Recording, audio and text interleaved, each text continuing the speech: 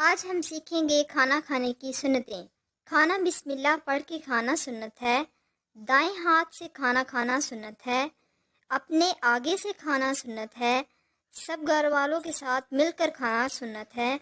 दस्तरखान पर बैठकर खाना खाना सुन्नत है। खाना अच्छे से चबा कर खाना सुन्नत है।